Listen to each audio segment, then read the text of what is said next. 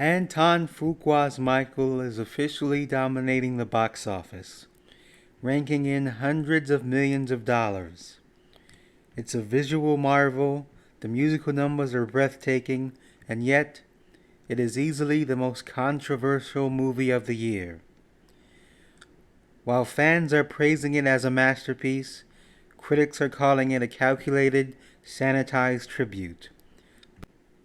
But beneath the surface level debate lies a fascinating web of legal drama, family legacy, and music history. Today we are breaking down the four major talking points surrounding the Michael biopic.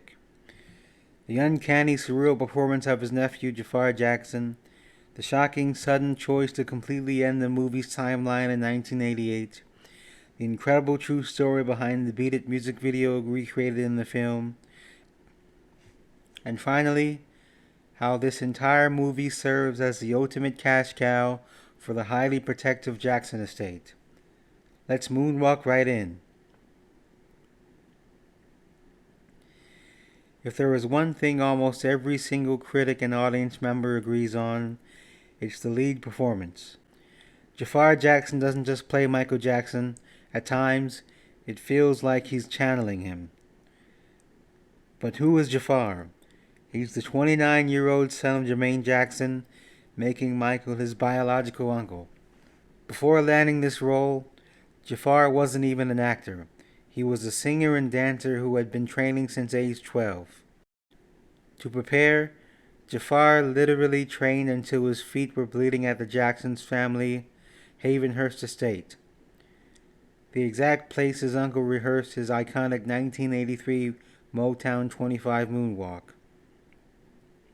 The physical transformation required hours in the makeup chair, but the vocal and behavioral nuances are what truly shock people.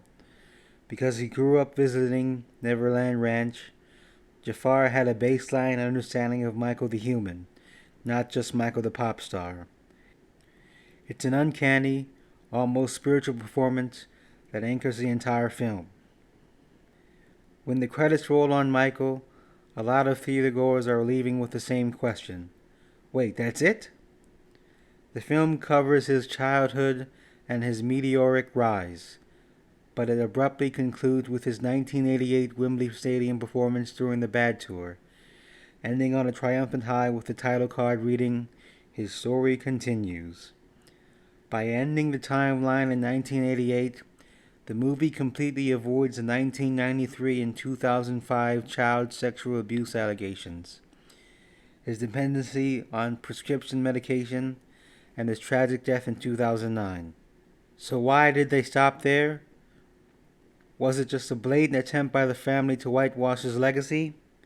Well, yes, but there's also a massive legal roadblock you probably didn't know about. Early drafts of the script actually did include the 1993 allegations, framing Michael as a victim of extortion. However, during production, lawyers realized a massive problem. The real-life legal settlement signed in 1994 with Jordan Chandler, Michael's first accuser, explicitly states that Chandler's likeness cannot be dramatized or depicted in a motion picture. Faced with a legal minefield, the filmmakers chose to scrap the entire third act, conduct massive, multi-million-dollar reshoots, and rewrite the ending to hold to 1988. It reframes his life as a closed loop of uninterrupted commercial success, shielding both the audience and the entire estate from his darkest chapters. One of the absolute highlights of the film is the deep dive into the creation of the 1983 Beat It music video.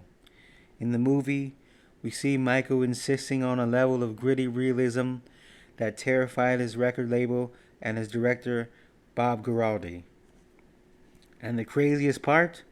The movie didn't exaggerate the backstory. To make the video authentic, Michael insisted on casting real-life, rival Los Angeles street gangs, specifically members of the Crips and the Bloods. Imagine being on that set. You have an elite group of Broadway jazz dancers on one side and actual active gang members on the other. According to director Bob Giraldi, The tension on day one was palpable. The police were even on standby, terrified the riot would break out. But Michael achieved the impossible. Through the universal language of dance and his sheer commanding presence, he got rival gang members to cooperate, eat together at craft services, and break out into synchronized choreography. The film beautifully highlights this moment as a proof of Michael's unique power to unite people who were sworn enemies. Ultimately, we have to look at the business side of this biopic. Michael wasn't made in a vacuum. It was produced by Graham King alongside John Branca and John McClane, the co-executors of the Michael Jackson estate. This movie is the ultimate weapon in corporate legacy management. By delivering a stunning, emotionally charged film that stops before the public downfall, the estate has successfully introduced the King of Pop to Gen Z and Generation Alpha as a flawless musical superhero. And the strategy is paying off flawlessly. Since the movie's release, Michael Jackson's catalog streaming numbers have skyrocketed worldwide.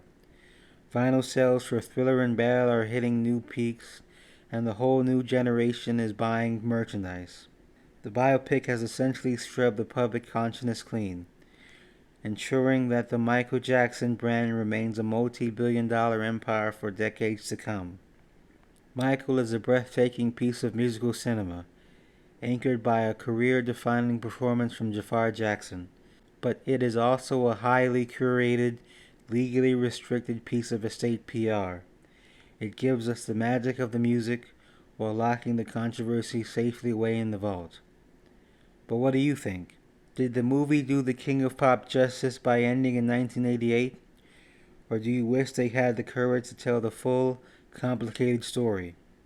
Let me know in the comments below.